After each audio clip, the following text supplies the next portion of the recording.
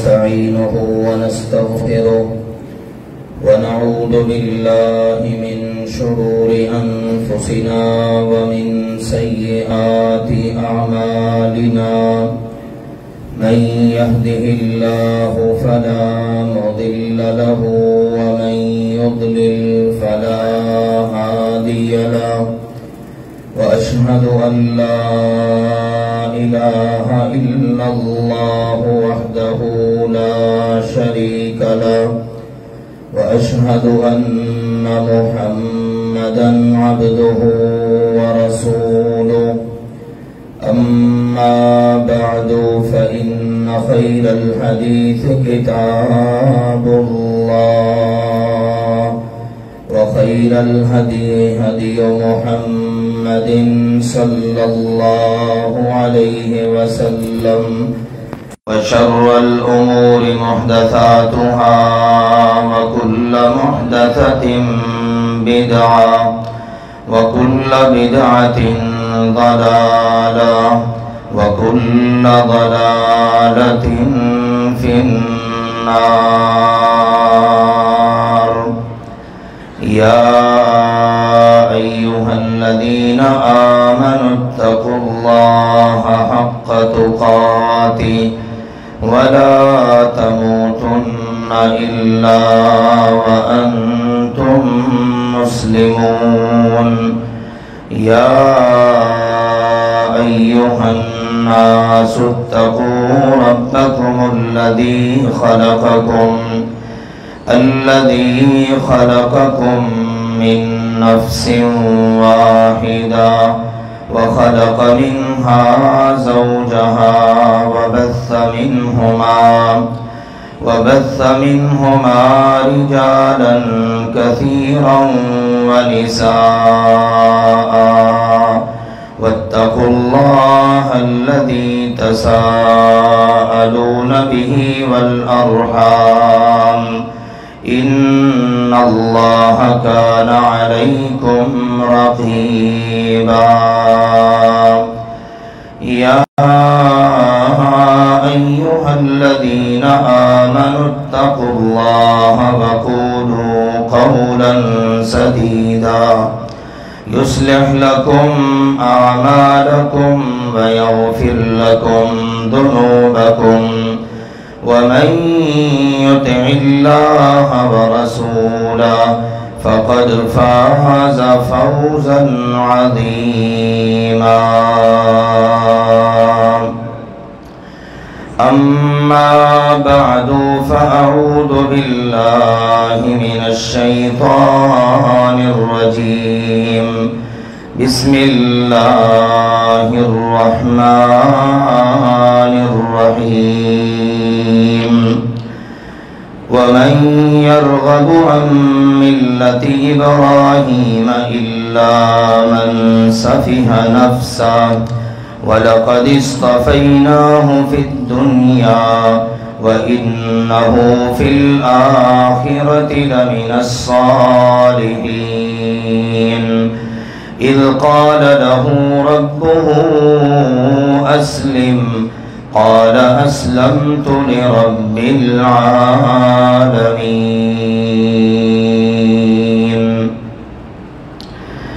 اللہ سبحانہ وتعالی نے ارشاد فرمایا وَمَن يَرْغَبُ عَن مِّلَّةِ إِبْرَاهِيمَ إِلَّا مَن سَفِهَ نَفْسَهُ. اور ابراہیم علیہ السلام کی ملت، طریقے، سیرت، حیات طیبہ کے درخشاں پہلوؤں سے صرف وہی شخص بے رغبتی کر سکتا ہے کہ جس نے اپنے آپ کو بے وقوف بنا رکھا ہے. وَلَقَدِ اصْطَفَيْنَاهُ فِي الدُّنْيَا، اور یقیناً ہم نے دنیا میں بھی ان کا انتخاب کیا. وَإِنَّهُ فِي الْآخِرَةِ لَمِنَ الصَّالِحِينَ، اور یقیناً وہ آخرت میں بھی صالحین میں سے ہی ہوں گے. اذ قال له ربه اسلم، جب ان سے ان کے رب نے فرمایا مسلمان ہو جائیے، مطیع فرما بردار بن جائیے، قالا تو انہوں نے عرض کیا اسلمت لرب العالمین، میں تو تمام جہانوں کے رب کے لیے مسلمان مطیع فرما بردار ہو گیا۔ اللہ کے خلیل سیدنا ابراہیم علی نبینا وعلیہ الصلاۃ والسلام، اللہ تعالیٰ کے عظیم المرتبت پیغمبر، جد الانبیاء اور تمام انسانوں کے امام، اللہ تعالیٰ نے انہیں بہت ہی اعلیٰ مناصب پر فائز کیا، اور اس کی وجہ اور سبب قرآن پاک میں ذکر کیا ہے کہ جب بھی اللہ سبحانہ و تعالی نے ان پر کوئی امتحان، کوئی آزمائش اتاری، کئی طرح سے اللہ نے ان کا امتحان لیا، تو وہ تمام امتحانات کے اندر کامیاب ہوئے، تمام آزمائشوں کے اندر سرخرو ہوئے۔ تو اللہ سبحانہ و تعالی نے ان سے کہا انی جاعلک للناس اماما، اب آپ کا اعزاز انعام یہ ہے کہ میں آپ کو تمام انسانوں کا امام بنانے والا ہوں۔ اب آئندہ سے نبوت، رسالت، وجعلنا فی ذریتہ النبوۃ والکتاب، اللہ نے کہا ہم نے ان کی ذریت میں ہی آنے والے وقتوں کے لیے کتاب اور حکمت رکھ دی کہ اب جو بھی نبی اور رسول بنے گا وہ ابراہیم علیہ السلام کی اولاد میں سے ہی ہوگا۔ اسی طرح اللہ تعالیٰ نے بیان کیا، یہ جو ابھی میں نے آیات آپ کے سامنے پڑھی ہیں سورۃ البقرہ کی، کہ ابراہیم علیہ السلام اتنے عظیم المرتبت پیغمبر، اب ان کی ملت سے، ان کے دین سے، ان کے طرز زندگی سے وہی شخص منہ موڑ سکتا ہے کہ جو بیچارہ اپنے آپ کو دھوکہ دے رہا ہے۔ ویسے کہتا ہے میں ابراہیم علیہ السلام کا ماننے والا ہوں، میں مسلمان ہوں، لیکن ابراہیم علیہ السلام کی سیرت، ان کی زندگی، ان کے معمولات، ان کا اللہ کی فرما برداری کرنا، ان کا اسلام کے مطابق زندگی گزارنا، اس کو وہ شخص مد نظر نہیں رکھتا، تو فرمایا یہ وہ ہے من سفیہ نفسا، جس بیچارے نے اپنے آپ کو دھوکہ دے رکھا ہے۔ اس سے بڑا بے وقوف کون ہوگا؟ پھر اللہ نے تعارف کروایا کہ دیکھو ابراہیم علیہ السلام پتہ کون ہے؟ اذ قال له ربه اسلم، جب ان سے ان کے رب نے فرمایا مسلمان ہو جائیے، اسلم مطیع ہو جائیے، اسلم فرما بردار بن جائیے، سر تسلیم خم کر لیجئے۔ قال اسلمت لرب العالمین، تو انہوں نے آگے سے وقت نہیں مانگا، اللہ مجھے غور کرنے کا وقت دیں، اللہ کچھ سوچ لوں، اللہ میں کروں گا، میں مطیع بن جاؤں گا، نہیں، آپ الفاظ پر غور کریں، کہا اسلمتو، میں مطیع ہو گیا، اللہ تیرا فرمان ملا، اب تیرے فرمان کے مل جانے کے بعد اب میری سوچ نہیں، میری عقل نہیں، میرا دماغ نہیں، مجھے وقت نہیں چاہیے، میں نے کسی سے مشورہ نہیں کرنا، میں نے اپنی برادری، اپنا خاندان کچھ نہیں دیکھنا، اسلمت لرب العالمین، میں سارے جہانوں کے رب کے لیے مسلمان ہو گیا۔ پھر کیسے مسلمان ہوئے؟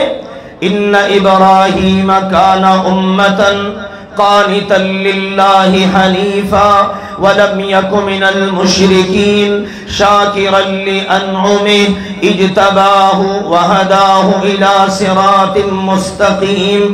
اللہ تعالیٰ نے فرمایا روئے زمین پر ابراہیم علیہ السلام اپنے وقت کے اکیلے پوری امت تھے، اکیلا بندہ، پوری امت، کوئی کلمہ پڑھنے والا نہیں، کوئی ان کی امت کا فرد نہیں. بڑی تگ و دو محنت دعوت کے بعد ایک بندہ مسلمان ہوا اور وہ سیدنا لوط علیہ السلام تھے. اکیلے پوری امت قانتا للہ، اللہ کے فرما بردار، حنیفا یکسو ولم یک من المشرکین، شرک کرنے والے نہیں تھے، شاکرا لانعمہ، اللہ کی نعمتوں پر اللہ کا شکر ادا کرنے والے. جب یہ ان کی ادائیں بنی، اجتباہ، اللہ نے بھی پھر ان کو چن لیا اور صراط مستقیم پر اللہ نے ان کو گامزن کر دیا. یہ ان کی عظیم الشان صفات. اور ان تمام مراحل سے دیکھیے نا، اب یہ کہا کہ اللہ میں مسلمان ہو گیا، پھر زندگی یوں گزری اللہ کی فرما برداری میں، اللہ کی اطاعت میں، اللہ کی شکر گزاری میں، یکسو ہو کر، شرک سے بالا تر ہو کر، بس سارا کچھ میرا اللہ ہی کے لیے ہے. آزمائشوں سے گزرے، ہم نے پیچھے جان لیا، وقت کے بادشاہ سے مناظرہ ہو رہا ہے، قوم سے باتیں ہو رہی ہیں، دعوت پیش کی جا رہی ہے، انہوں نے اٹھا کے آگ میں پھینک دیا، آگ سے صحیح سلامت نکلے. اب اگلا امتحان شروع ہے. آگ سے جب نکلے نا تو احساس ہوا اکیلا ہوں، باپ تو سر پہ دست شفقت نہیں رکھتا، ماننے کے لیے تیار نہیں، الٹا مارنے کی دھمکیاں دیتا ہے، گھر سے نکل جانے کا کہتا ہے. اب ہونا کیا چاہیے؟ عمر 20 سال کا عرصہ گزر چکا ہے بیت المقدس میں رہتے ہوئے، دعائیں جاری ہیں، التجائیں جاری ہیں. عمر 80 سال سے زائد ہو چکی ہے. اب دعا کی کہ اللہ اب تو بڑھاپے میں قدم رکھ دیا ہے، جوانی گزر چکی ہے، کن کن مراحل سے گزرا ہوں. اب التجا ہو رہی ہے، دعا ہو رہی ہے، کیا؟ رب هب لی من الصالحین، اے میرے رب مجھے نیک بیٹا ہی عطا کر دے. اللہ تیرا خلیل، تیرا فرما بردار، تیرے نام پر اپنے سب کچھ قربان کر دینے والا، تیرا مطیع فرما بردار بن کے رہنے والا. اللہ اولاد نہیں ہے، سارا سلام اللہ علیہا میری زوجہ ہیں، اور اس کے بعد ان کی آگے لونڈی ہاجرہ سلام اللہ علیہا ہے. اللہ اولاد نہیں ہے. رب ہب لی من الصالحین، اے میرے رب مجھے نیک صالح اولاد عطا فرما. اولاد نہیں ہے، کس سے مانگ رہے ہیں؟ اللہ سے. کسی دروازے کو، کسی در کو، کسی دربار کو، آستانے مزار کو نہیں کھٹکھٹایا، بس ایک اللہ. اس میں سبق ہے ہمارے لیے، آپ تھوڑی چیز مانگے، زیادہ مانگے، ذرہ مانگے، کچھ مانگے، اولاد کی ضرورت ہے تو بس ایک اللہ کے در پہ رہیں. سارے نبیوں کی زندگی یہی ہے. آپ زکریا علیہ السلام کا واقعہ پڑھ لیں سورہ مریم کی ابتدا میں، انہوں نے تو یہاں تک کہا اللہ واشتعل الرأس، اللہ میرے سر میں سفید بال آ چکے ہیں، ہڈیاں میری کمزور پڑ گئی ہیں، لیکن اب بھی اگر امید رکھتا ہوں نا اولاد کی تو صرف تجھ سے رکھتا ہوں. یہ ہوتی ہے میرے عزیزوں وفاداری اپنے مالک کے ساتھ، اپنے خالق کے ساتھ. اور آزمائشیں کن پر نہیں اترتی، یاد رکھیے ان پر ہی اترتی ہیں جن کو رب سبحانہ و تعالی ایمان کے لحاظ سے، اپنی دوستی کے لحاظ سے پسند کر لیتا ہے. دشمنوں کو اللہ نہیں آزماتا، اللہ کن کو آزماتا ہے؟ دوستوں کو. اب دیکھیے دعائیں ہو رہی ہیں اور اب بڑھاپا ہے. اللہ سبحانہ و تعالی کی طرف سے پیغام ملا اور وہ بھی بڑا خوبصورت دلچسپ معاملہ ہے. اللہ کے فرشتے آئے اور آ کے انہوں نے خوشخبری دی. فَبَشَّرْنَاهُ بِغُلَامٍ حَلِيمٍ، اللہ نے کہا ہم نے ایک بردبار بیٹے کی خوشخبری سنا دی. اور سورہ ہود میں وہ واقعہ تفصیل سے ذکر ہے. اللہ کے فرشتے آئے، لوط علیہ السلام کی قوم کے لیے عذاب لے کر آئے تھے، راستے میں رکے. اللہ نے کہا جاتے جاتے میرے ابراہیم کو خوشخبری سنا جانا. پاس ہی اللہ کے نبی ابراہیم علیہ السلام کی زوجہ محترمہ ہیں، جن کے پاس اولاد نہیں تھی، اور اس سے پہلے ہاجرہ سلام اللہ علیہا کے پاس اللہ نے بیٹا عطا کر دیا تھا۔ وہ بھی ایک بڑی دلچسپ داستان ہے۔ لو جی، بردبار بیٹے کی خوشخبری مل گئی۔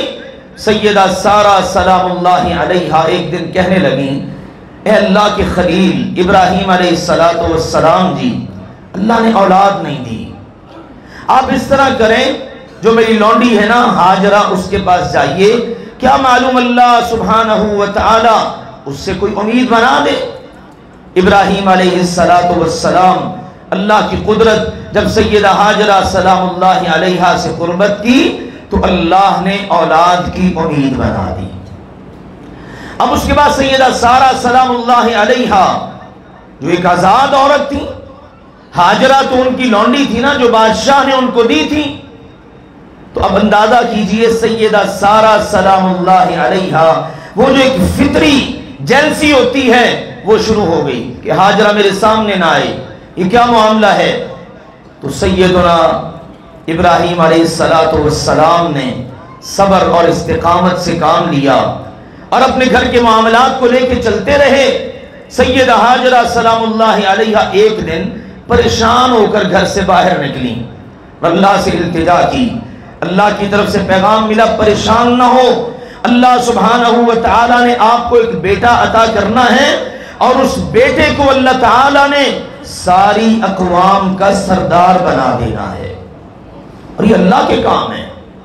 مختصر یہ کہ سیدہ ہاجرہ سلام اللہ علیہا کو اللہ سبحانہ و تعالی نے سیدنا اسماعیل علیہ السلام عطا کر دیے۔ اب اللہ کی طرف سے اگلا امتحان شروع۔ گھر میں فطری سا معاملہ ہے کہ سیدہ سارہ سلام اللہ علیہا کو اس بات کا احساس رہتا میرے پاس اولاد نہیں ہے، میں کتنے عرصے سے ابراہیم علیہ السلام کی بیوی ہوں اور ہاجرہ کے پاس اولاد ہے۔ آخر اللہ تعالی کی طرف سے حکم پا کر ابراہیم علیہ السلام نے سیدہ ہاجرہ کو لیا اور دودھ پیتے بچے کو ساتھ لیا، اور سیدہ ہاجرہ نے کیا کیا؟ کمر بند سب سے پہلے استعمال کرنے والی وہ ہے، کمر بند باندھ لیا تاکہ میرے نشانات قدم جو ہے نا وہ محفوظ رہیں، کوئی ان کو پہچان نہ سکے۔ ابراہیم علیہ السلام یہ 3 افراد پر مشتمل قافلہ بیت المقدس سے چلا، اور ابراہیم علیہ السلام، سیدہ ہاجرہ اور دودھ پیتے بچے سیدنا اسماعیل علیہ السلام، ابراہیم علیہ السلام نے اپنی اس زوجہ کو اور اپنے لخت جگر کو لا کر مکہ میں چھوڑ دیا۔ زمزم سے ذرا اوپر بالائی حصہ صفا کے قریب، اب تو سارا مسجد کا ایریا ہے نا، تو بیت اللہ کے قریب، بیت اللہ ایک ٹیلہ تھا، طوفان آتے پانی گزرتا، ارد گرد سے پانی گزر جاتا، وہ ٹیلہ محفوظ رہتا۔ جہاں پر زمزم کا کنواں تھا اس سے تھوڑا اوپر کر کے وہاں پر چھوڑ دیا، پانی کا ایک مشکیزہ رکھ دیا اور کھجوروں کا ایک تھیلا تھما دیا، اور اب یہاں پر چھوڑ کر پیٹ پھیر کر چلنا شروع ہو گئے۔ واپسی کا سفر، سیدہ ہاجرہ سلام اللہ علیہا آگے بڑھ کے انہوں نے اپنے شوہر کی قمیض کو پکڑ لیا۔ جناب ابراہیم جی کدھر؟ آپ کہاں جا رہے ہیں؟ خاموش۔ پھر پوچھا میرے سردار آپ جا کہاں رہے ہیں؟ پھر خاموشی۔ تیسری بار پوچھا، پھر کوئی جواب نہ ملا۔ آخرکار کہتی ہیں اللہ امرک، کہیں ایسا تو نہیں کہ اللہ نے آپ کو حکم دیا ہے؟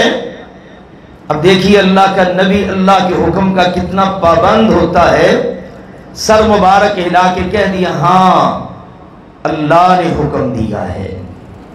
سبحان اللہ۔ آگے کون ہے؟ سیدہ ہاجرہ سلام اللہ علیہا، نبی کی والدہ اور نبی کی بیوی سیدہ سارہ کی تربیت یافتہ، پتہ کیا کہتی ہیں؟ فَإِذًا لَا يُضَيِّعُنَ اللَّهُ أَبَدًا، ٹھیک ہے اگر اللہ نے آپ کو حکم دیا ہے تو تشریف لے جائیے، اللہ ہمیں کبھی ضائع نہیں ہونے دے گا، کیونکہ جو چیزیں اللہ کے حکم کے مطابق اللہ کے سپرد کر دی جائیں پھر اللہ ان کو کبھی ضائع نہیں ہونے دیتا۔ ابراہیم علیہ السلام رخصت ہوئے، لیکن دل جو ہے بیٹے میں اٹکا ہوا ہے، بیوی میں اٹکا ہوا ہے۔ سنیہ ایک گھاٹی ہے، وہاں سے نیچے اترے، اب دیکھ لیا کہ بیوی کو نظر نہیں آ رہا میں، وہ مجھے نظر نہیں آ رہی، بیت اللہ کی طرف منہ کیا، ہاتھ اٹھا دیے، ربنا انی اسکنت من ذریتی بواد غیر ذی زرع عند بیتک المحرم ربنا لیقیموا الصلاة فاجعل افئدة من الناس تہوی الیہم وارزقہم من الثمرات لعلہم یشکرون۔ اے میرے اللہ، تیرے حکم کے مطابق اپنے اس معصوم لخت جگر کو اور اس کی والدہ عورت ذات کو یہاں ایسی وادی میں جہاں کھیتی کا نام و نشان نہیں، کوئی انسان نہیں، پانی تک موجود نہیں، اللہ یہاں چھوڑ کے جا رہا ہوں۔ اللہ تیرے حکم کے مطابق تیرا پیغام ہے، یہاں تیرا حرمت والا گھر بنے گا۔ اللہ پہلے ہی التجا ہے، ابھی گھر بنا نہیں، دعا ہے کہ میری اولاد نماز کی پابند بن جائے، دین پر پکی ہو، اور دوسری بات یہ ہے اللہ دنیا بھر کے انسانوں کے دل ان کی طرف پھیر دے اور ان کو رزق عطا فرما تاکہ یہ تیرے شکر گزار بن کے رہیں۔ پانی کب تک استعمال ہوتا؟ پانی ختم ہوا، کھجوریں بھی ختم ہو گئیں، ماں وہ کھجور کھاتی، پانی پیتی، اپنے دودھ پیتے بچے کو دودھ پلاتی، آخر وہ ختم ہوا، ماں کو بھی پیاس لگی، بیٹے کو بھی۔ اب جب پیاس نے شدت اختیار کی، اسماعیل علیہ السلام نے بلکنا شروع کیا تو ماں کی دوڑ لگ گئی۔ وہ قمیض جو پہن رکھی تھی قدموں میں آتی تھی، قدموں سے بھی نیچے تک زمین تک تھی، اس کو اٹھایا، صفا پہاڑی پہ چڑھی، وہاں پہنچی تاکہ چلنے میں دقت نہ ہو۔ اس کے بعد صفا پہاڑی پہ چڑھ کے آواز دی، دیکھا دور دور تک کوئی انسان ہے جو ہم غریبوں کی کوئی مدد کر سکے؟ کوئی جواب نہیں۔ ادھر سے اتری، مروہ کی طرف چلی اور پھر اپنے دامن کو اٹھایا، کیونکہ پاؤں اٹک رہے تھے اس میں، اس کو اٹھایا اور دوڑ پڑی جس طرح ایک بے تاب شخص دوڑتا ہے۔ مروہ پہ پہنچی، پھر وہیں پر ہی انداز، 7 چکر یوں لگائے۔ جب 7ویں مرتبہ پہنچی نا مروہ پر، تو وہاں پر پھر یہ آواز دی نا، ہے کوئی جو ہماری مدد کر سکے؟ ایک آواز کان میں پڑی، اپنے آپ سے کہنے لگی، اس کو تھی، چپ کر جا، خاموش ہو جا، سن کیا آواز ہے، ہاں بولنے والے بول، کیا بولتا ہے، اگر تو ہماری مدد کر سکتا ہے تو کر دے، ہم اس بے سر و سامانی کے عالم میں ہیں۔ نگاہیں دوڑا رہی ہیں، دیکھ رہی ہیں، اچانک کیا دیکھا، جہاں پر اسماعیل علیہ السلام لیٹے ہوئے ہیں نا، وہاں پر اللہ کا ایک فرشتہ ہے جس نے اپنی ایڑی ماری یا اپنا پر مارا اور وہاں سے پانی نکلنا شروع ہو گیا۔ پانی نکلا، بھاگم بھاگ وہاں آئی، اب پانی چلو بھر لیا، چلو بھرتی پانی اور نکل آتا، پانی کو روکنا شروع کر دیا، اپنی زبان میں کہتی زم زم، یعنی رک جا رک جا۔ ہمارے پیارے نبی کریم صلی اللہ علیہ وسلم فرماتے ہیں، رحم اللہ ام اسماعیل، اللہ اسماعیل کی ماں ہاجرہ پر رحم فرمائے، انہوں نے پانی کو روک دیا، اگر وہ نہ روکتی نا تو یہ بہتا ہوا چشمہ بن جاتا۔ تو انہوں نے روکا، سمیٹا، خود بھی پیا، بیٹے کو بھی پلایا۔ اللہ کی قدرت، یہ پانی ایسا ہے جو صرف پیاس ہی نہیں بجھاتا بلکہ بھوک کو بھی ختم کرتا ہے۔ اللہ نے اس میں ڈبل صلاحیت رکھی ہے، پیاس اور بھوک دونوں کو کور کرتا ہے۔ تھوڑا ہی وقت گزرا تھا، بنو جرہم ایک قبیلہ خاندان، یہ ایسے لوگ ہوتے ہیں، آج کل بھی تھر پارکر وغیرہ کے ایریوں میں لوگ ہوتے ہیں کہ جہاں پر پانی ملا نا وہیں پر یہ بسیرا کر لیتے ہیں۔ یہ بیچارے گزر رہے تھے ادھر سے، انہوں نے دیکھا کہ مکہ کا جو نشیبی ایریا ہے نا وہاں پر ایک پرندہ منڈلا رہا ہے۔ کہنے لگے یہ پرندہ تو وہاں منڈلاتا ہے جہاں پانی ہوتا ہے، ہم کئی مرتبہ یہاں سے گزرے، کبھی پانی کا نام و نشان نہیں دیکھا۔ 2 بندے بھیجے، جاؤ بھائی جا کے پتہ کرو، تحقیق کرو کیا صورتحال ہے۔ وہ دونوں بندے آئے، دیکھا ایک عورت ہے، اس کا بیٹا ہے دودھ پیتا گود میں، اور وہاں پر پانی کا انتظام ہے۔ رپورٹ دی، وہ قبیلہ سارا ادھر آ گیا اور آ کے کہنے لگے اگر آپ کی اجازت ہو تو پانی لے لیں۔ ان کا بالکل اجازت ہے، لیکن اس کنویں کی ملکیت پر تمہارا کوئی حق نہیں ہوگا، یہ اللہ نے ہمیں گفٹ دیا ہے، جس کی ملکیت ہے اسی کے پاس رہنا چاہیے، تمہارا اس کی ملکیت پر کوئی حق نہیں۔ انہوں نے کہا جی ٹھیک ہے۔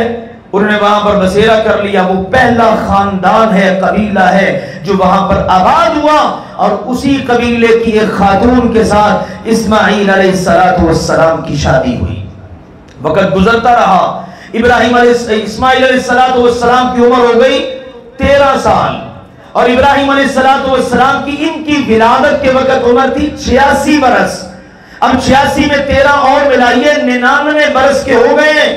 ابراہیم علیہ السلام اللہ کا حکم پایا آئے، اور اب آ کے ابراہیم علیہ السلام نے، احادیث کے اندر یہ بات آتی ہے، 90 سال کی عمر میں اپنا ختنہ کیا اللہ کے حکم کے مطابق، اور اللہ نے حکم دیا اپنے لخت جگر اسماعیل کا، اور جتنے غلام ہیں آپ کے پاس سب کے ختنے کیجئے، سب کے ختنے کیے اللہ کے حکم کے مطابق، اور یہ سنت بن گئی مسلمانوں کے لیے۔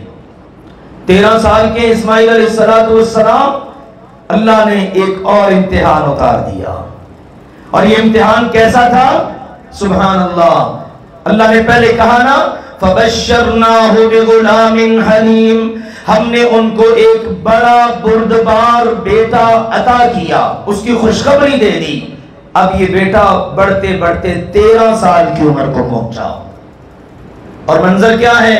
فَلَمَّا بَلَغَ مَعَهُ السَّعْيَ، اب بیٹا جو ہے باپ کا ہاتھ بٹانے کے قابل ہو گیا، دوڑ دھوپ کرتا ہے، محنت کرتا ہے، ابا جی بوڑھے ہیں، بچہ اب جوانی کی طرف قدم بڑھا رہا ہے، عمر 13 سال ہے، اور باپ کی آنکھوں کا تارا ہے، باپ کا سہارا ہے۔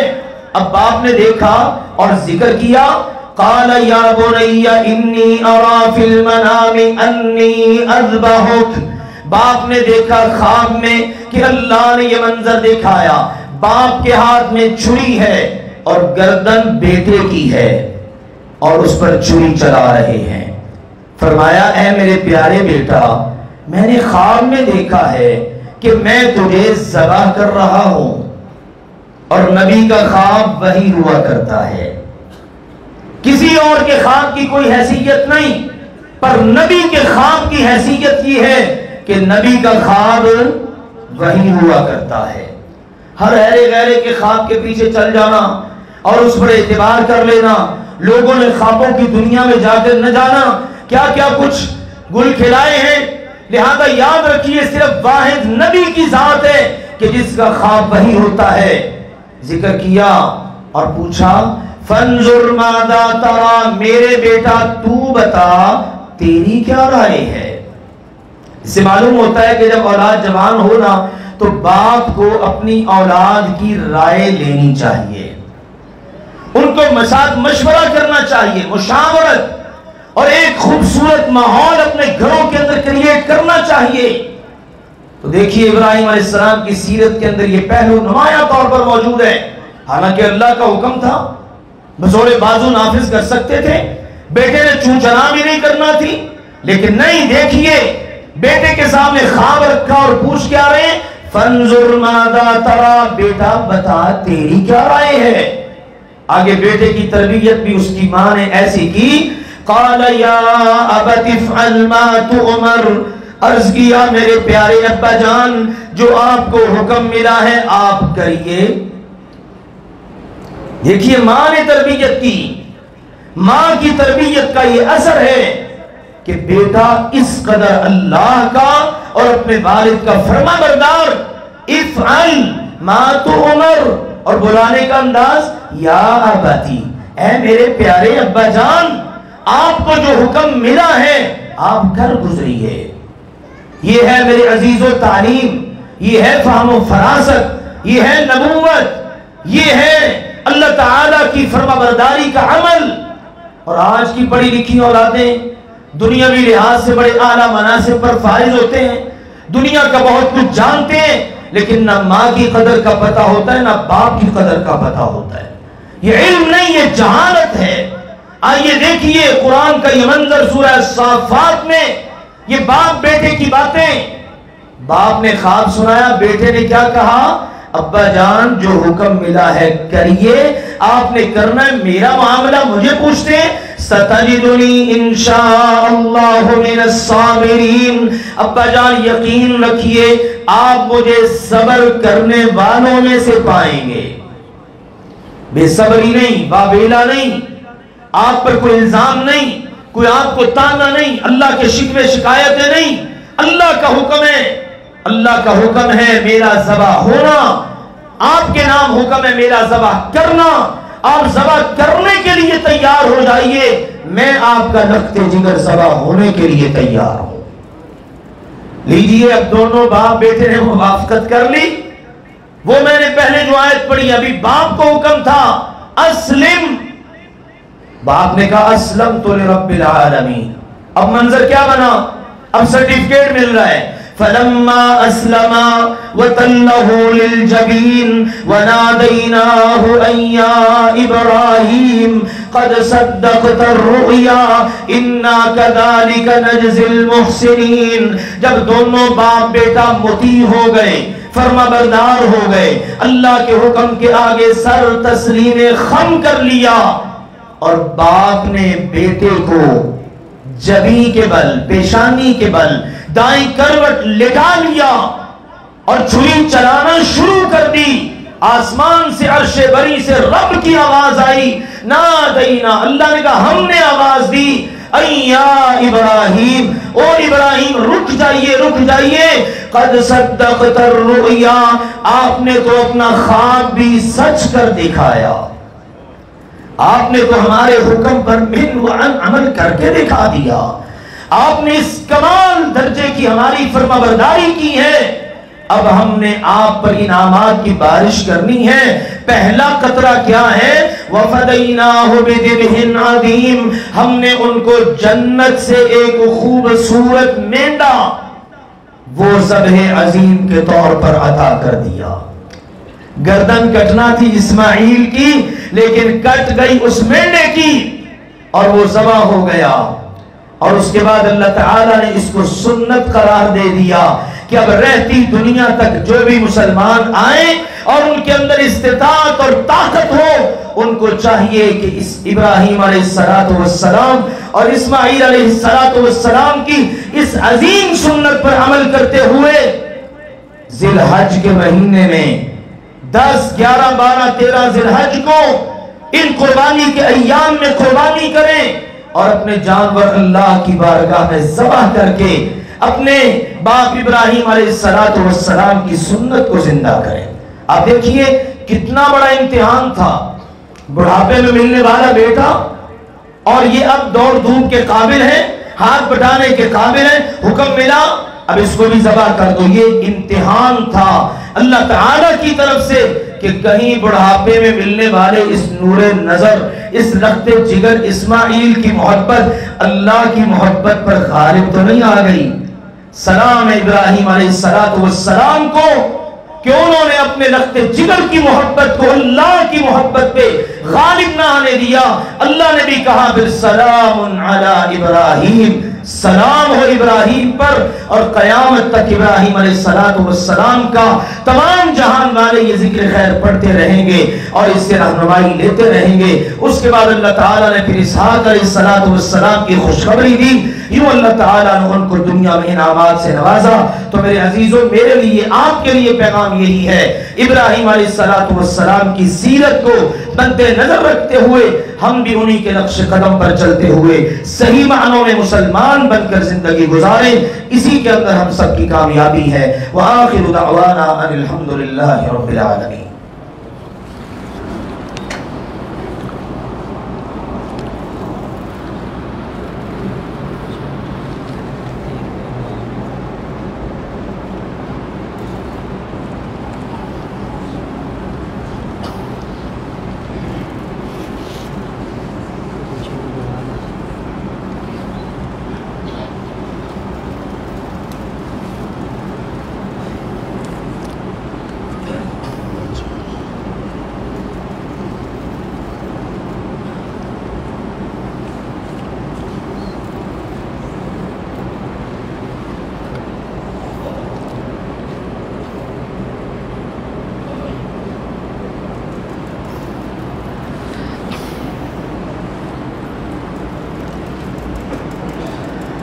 अल्हम्दुलिल्लाह नहमदुहु व नस्तईनुहु व नस्तगफिरुहु व नऊज़ु बिल्लाहि मिन शुरूरि अनफुसिना व मिन सय्यिआति अअमालिना मन यहदिहिल्लाहु फला मुदिल्ल लहु व मन युद्लिल फला हादिय लहु व अशहदु अन ला इलाहा इल्लल्लाहु वहदहु ला शरीक लहु व अशहदु अन्ना मुहम्मदन अब्दुहु व रसूलुहु अम्मा बअदु फ़इन्न खैरल हदीस किताबुल्लाह व खैरल हदी हदी मुहम्मदिन सल्लल्लाहु अलैहि वसल्लम व शर्रल उमूरि मुहदसातुहा व कुल्लु मुहदसतिन बिदअह व कुल्लु बिदअतिन ज़लालह व कुल्लु ज़लालतिन फिन्नार अम्मा बअद।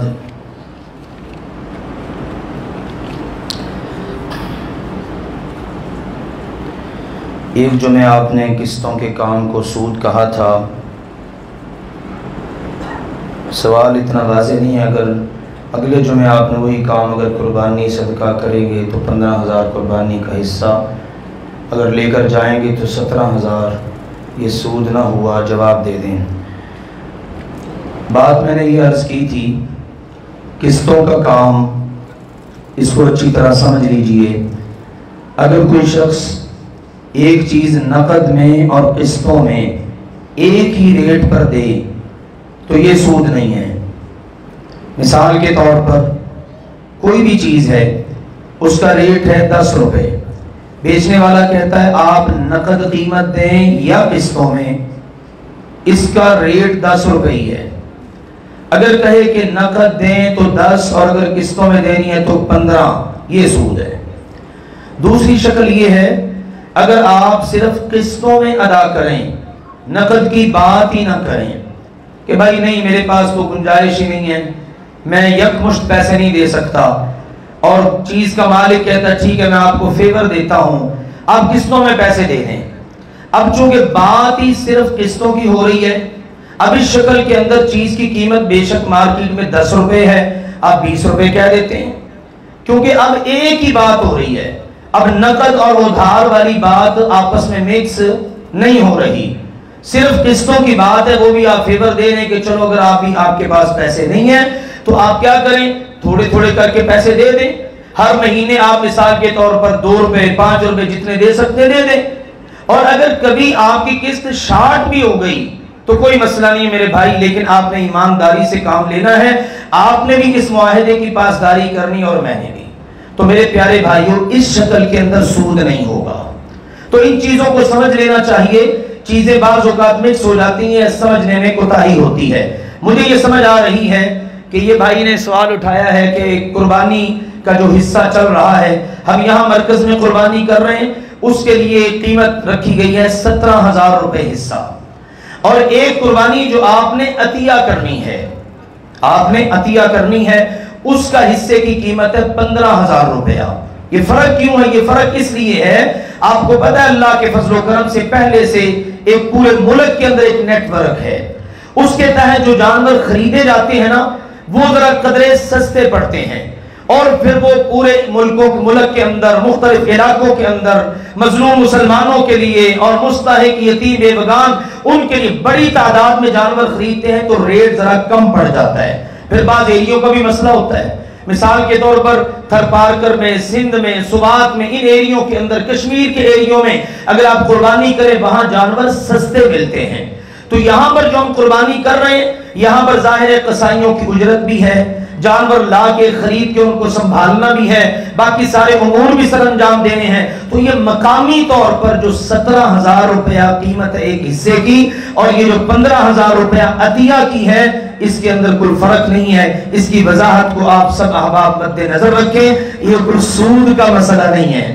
अतिये की जो अमानत है वो हमने एज इट इज आगे भेज देनी है कि लीजिए अमानत है आपकी, आप इसके मुताबिक अल्लाह के फजल करम से जानवरों की खरीदारी करें और मुस्तहिक लोगों को जनाब हमारी तरफ से ये तोहफा गोश्त का इनायत करें। ये जो यहाँ पर है, जाहिर है आपने यहाँ से गोश्त लेके जाना है, कुर्बानी भी हमने करवानी है, कसाईयों की उजरत भी उसमें से देनी है, जानवर खरीदे जा चुके हैं, वो एक जगह संभाले जा रहे हैं, 8-10 अफराद उसके लिए रखे हुए हैं, चारा उनको डालना है। जाहिर है ये कई दिन पहले से ये सारे का सारा मामला चलता है, इसलिए इस वजाहत को आप सब अहबाब मद्देनजर रखें। अल्लाह ताला आप सबको रिज़ाए खैर अता फरमाए। क्या ज़िलहिज्जा के पहले 10 दिनों में अगर कोई बच्चा पैदा हो تو 7वें दिन यानी ईद से पहले उसके बाल उतरवा सकते हैं या ईद के बाद उतरवाए जाएं। अगर इन दिनों में बच्चा पैदा होता है और 7वां दिन ईद से पहले आ जाता है और उस घराने का प्रोग्राम है कुर्बानी करने का, अगर उस घराने का प्रोग्राम है कुर्बानी करने का, तो जाहिर है वो बच्चा भी उसी घराने का फर्द है। तो बेहतर ये मालूम होता है वल्लाहु ताला आलम कि ईद वाले दिन ही फिर उसकी हजामत वगैरह बनवा दी जाए। ठीक है, बाकी उमूर पहले कर लिए जाए 7वें दिन, मसलन बकरा ज़बह करना है और इसी तरह से उसका नाम रखना है, तो बाकी जो उमूर है, खतना करवाना है, सर के बाल वगैरह मुंडवाने हैं, वो आप ईद वाले दिन कर लें ताकि दोनों अहादीस पर अल्लाह की तौफीक से अमल हो सके। बीमारों के लिए दुआ की दरख्वास्त है, इंशाअल्लाह ताला दुआ करते हैं अल्लाह ताला अपनी रहमत से तमाम बीमारों को शिफा अता करे। दूसरा मेरे अजीज़ों, इंशाअल्लाह ताला आज हमारे इदारे के एक बच्चे का कुरान पाक इंशाअल्लाह मुकम्मल हो रहा है, तो अभी नमाज जुमा के बाद वो बच्चा इंशाअल्लाह हस्ब मामूल अपना आखिरी सबक इंशाअल्लाह ताला सुनाएगा। तो तमाम अहबाब अल्लाह की तौफीक से शिरकत करें, सुन के जाएं, अल्लाह आपको बरकतें अता फरमाए। आखिरी चंद एक गुजारिशात, एक तो कुर्बानी के मुताल्लिका बाज़ मसाइल इससे पहले अल्लाह की तौफीक से अर्ज किए जा चुके हैं। जिस शख्स में इस्तिताअत ताकत हो कुर्बानी करने की, उसको ज़रूर कुर्बानी करनी चाहिए और इसका कोई ख़ास निसाब मुतय्यन नहीं है। बाज़ लोग कहते हैं वो ज़कात वाला निसाब है, बाज़ लोग कहते हैं नहीं जी इतना सोना होना चाहिए, इतनी चांदी होनी चाहिए, या इस किस्म की चीज़ें चल रही हैं। ऐसा कोई मसला नहीं है। जिसमें कुर्बानी करने की ताकत है वो कुर्बानी कर ले। मसलन आप समझते हैं कि मैं बकरा खरीद सकता हूँ और बकरे की कुर्बानी कर सकता हूँ, कर ले। सोने का निसाब तो इससे कहीं ऊपर है ना, चांदी का भी निसाब कहीं ऊपर है। चलो बकरा नहीं खरीद सकते, गाय में हिस्सा डाल के कुर्बानी कर सकता हूँ, वो कर लीजिए। ये चीज है बस जिसके अंदर इसकी ताकत है वो कर ले। बाज़ लोग कहते हैं नहीं मकरूज हैं, तो क्या हम भी कुर्बानी कर सकते हैं? अगर आप समझते हैं कि इतना कर्ज है कि आप उसको अदा कर सकते हैं और मजीद भी कर्ज लेकर आप कुर्बानी कर लें तो कोई हर्ज नहीं, और अगर ना करें तो फिर भी कोई गुनाहगारी वाला मसला नहीं है। हाँ, अगर आपके पास इस्तिताअत नहीं और आप समझते हैं कि मैं थोड़ा थोड़ा करके कर्ज अदा कर दूंगा, अभी मैं कुर्बानी जैसी अजीम सुन्नत पर अमल करना चाहता हूं, उधार लेकर आप जानवर खरीद कर कुर्बानी कर लेते हैं और बाद में उसको आप अदा करते रहते हैं, तो इसमें भी इंशाअल्लाह कोई हर्ज नहीं है। बाकी उसके बाद ये है कि जानवर जो है बेहतरीन साफ सुथरा उम्दा होना चाहिए। 2 दांता होने की तलकीन है, ला तज़बहू इल्ला मुसिन्ना। अल्लाह के रसूल का हुक्म है 2 दांत का जानवर ही ज़बह करो, उसके अलावा नहीं। हाँ, अगर ना मिल सके, इल्ला युसरा अलैकुम, मुश्किल हो गई है, कीमतें ज्यादा हैं, बसात में नहीं, तो फरमाया फजदअतुम मिनद्दान, तो भेड़ की नस्ल से खीरा जो है ना वो चल जाएगा, बाकी किसी जानवर से नहीं। और उनके अंदर साफ सुथरा, ऐसा बीमार ना हो, चलने फिरने से कासिर हो, अंधा हो, ठीक है ना, कान जो है ना वो चिरा हुआ हो, कटा हुआ हो, या वो लंगड़ा हो कि जिसका लंगड़ापन बिल्कुल वाज़ेह हो, इतना बूढ़ा जानवर है कि जिस्म पर जनाब हड्डियां ही नजर आ रही हैं, तो ऐसी तमाम अयूब पर मुश्तमिल या इनमें से कोई एक ऐप भी हो तो ऐसा जानवर कुर्बानी नहीं करना चाहिए। तो इन चीजों को इंशाअल्लाह मद्देनजर रखें। खस्सी जानवर भी हो सकता है कुर्बानी, गैर खस्सी जानवर भी कुर्बानी हो सकता है। गाय के अंदर 7 हिस्से हैं, ऊंट के अंदर 7 हिस्सों का भी जिक्र है, 10 हिस्सों का भी जिक्र है, जिस तरह किसी को आसानी हो। तो ये आसानियां हैं ताकि उम्मत के ज्यादा से ज्यादा अफराद इस सुन्नत पर अल्लाह की तौफीक से अमल पैरा हो। इंशाअल्लाह अज़ीज़ नमाज ईद आइडियल पार्क में अल्लाह की तौफीक से 5:30 बजे इंशाअल्लाह ताला अदा की जाएगी। 5:10-12 पे तुलूए आफ्ताब है, उसके इंशाअल्लाह ठीक 18 से 20 मिनट के बाद इंशाअल्लाह नमाज ईद अल्लाह के फजल से वहां अदा होगी। और हदीस पाक के मुताबिक इन्ना अव्वल मा नबदअ बिही फी यौमिना अस्सलाह, सबसे पहला काम जो 10 ज़िलहज को हमने करना है वो आपने फरमाया हम ईदगाह में पहुंचेंगे, नमाज अदा करेंगे, थुम्मा नरजि, फिर अपने घरों को वापस पलटेंगे, फननहर, और कुर्बानियां करेंगे। ये उस दिन का शेड्यूल है जो हमें हमारे प्यारे नबी करीम सल्लल्लाहु अलैहि वसल्लम ने दिया है, इसको इंशाअल्लाह मद्देनजर रखें। उसके बाद आखिरी बात 9 ज़िलहज का रोजा, यानी 9 ज़िलहज का रोजा जो अल्लाह की तौफीक से हमारे मंगल का रोजा बन रहा है। आप बेशक 9 के 9 दिनों के रोजे रख लें, 9 ज़िलहज का रोजा अल्लाह के नबी सल्लल्लाहु अलैहि वसल्लम ने फरमा दिया कि मुझे अल्लाह की बारगाह में यकीन है कि इसकी बदौलत अल्लाह ताला गुज़िश्ता साल के गुनाहों को माफ कर देगा। लिहाजा मेरे भाइयों 9 ज़िलहज के रोजे का इंशाअल्लाह एहतिमाम करें। आप सब अहबाब मंगल को इंशाअल्लाह रोजा रखें, बुध को इंशाअल्लाह ईद है, اور گناہ معاف کروانے کا ایک بہترین اللہ تعالیٰ نے ہمیں یہ دیا ہے. اور ان دنوں کے اندر بکثرت تلاوت قرآن، ذکر اذکار، توبہ استغفار، صدقہ و خیرات، ان چیزوں کا اہتمام کریں. چند ایام باقی ہیں، پتہ نہیں زندگی میں یہ دوبارہ نصیب ہو کہ نہ ہو. اور ان دنوں میں کی جانے والی عبادت اللہ تعالیٰ کو سب سے زیادہ پیاری، محبوب ہے اور اللہ کے ہاں افضل ترین ہے. اللہ تعالیٰ ہمیں نیکیاں سمیٹنے کی توفیق عطا فرمائے. اللهم اشفنا واشف مرضانا ومرضى المسلمين، اللهم اشفنا واشف مرضانا ومرضى المسلمين، اللهم اقض حاجاتنا وحاجات المسلمين، اللهم اعز الاسلام والمسلمين، اللهم انصر المسلمين المستضعفين في كل مكان. یا اللہ، جس طرح تو نے افغانستان کے اندر مسلمانوں کو، مجاہدین کو عزتیں عطا کی ہیں اور آج تیرے سارے کے سارے دشمن وہاں سے گولیاں بستر گھول کر کے جا رہے ہیں اور مسلمانوں کے سینے اللہ کے فضل و کرم سے ٹھنڈے ہو رہے ہیں، اور کس طرح سے مجاہدین کو اللہ فتوحات دے رہا ہے. دیکھ لیجئے اللہ کے فضل و کرم سے ایک وقت تھا جس وقت یہ بڑی شان و شوکت اور بڑے غرور اور تکبر سے آئے تھے. دنیا حیران تھی، ششدر تھی، پتہ نہیں کیا بنے گا. لیکن اللہ کے بندے کہا کرتے تھے یہ امریکہ زیادہ وقت نہیں نکال سکے گا. اور دیکھ لو، اللہ نے ہمارے دیکھتے ہی دیکھتے امریکہ کا غرور خاک میں ملا دیا. اور آج وہ اپنے سارے کے سارے جو ہے نا دولت اور اسی طرح سے نہ جانے کیا کچھ اور بڑے بڑے ذخائر اسلحہ کے چھوڑ کے راتوں کے اندر فرار ہو رہے ہیں. اور یہ جو ہمارا اصلی دشمن انڈیا، اس نے تو کتنے کون سے خانے بند کر دی ہیں. اور وہاں کا دیکھو نا کٹ پتلی، یہ سارے کے سارے معاملات سامنے آ رہے ہیں نا. افغانستان کا صدر کہہ رہا ہے کہ میں جناب بوقت ضرورت انڈیا سے ہیلپ لوں گا.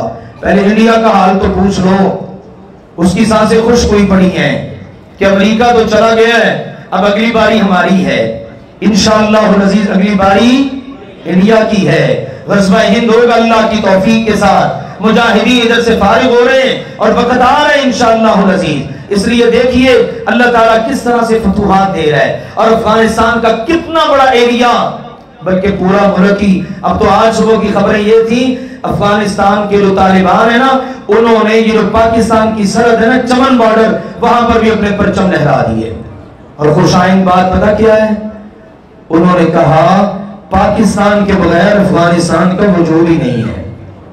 طالبان وہ ہیں جو افغانستان کے ساتھ ساتھ پاکستان کے ساتھ بھی دل و جان سے محبت کرتے ہیں. سبحان اللہ. تو یہ ہے اللہ کے فضل و کرم سے میرے عزیزوں خوشخبریاں. اللہ ان دنوں میں خوشخبریاں دے رہا ہے. اللہ سے دعا ہے اللہ دنیا بھر کے مسلمانوں کو ایسی خوشیاں عطا فرما. اللہ مسلمانوں کو عزتیں عطا فرما. اللہ اسلام کو غلبہ عطا فرما. اللہم من ارادنا بسوء فاشغله بنفسه ورد كيده في نهره واجعل تدبيره تدميرا عليه. سبحان ربك رب العزة عما يصفون وسلام على المرسلين والحمد لله رب العالمين.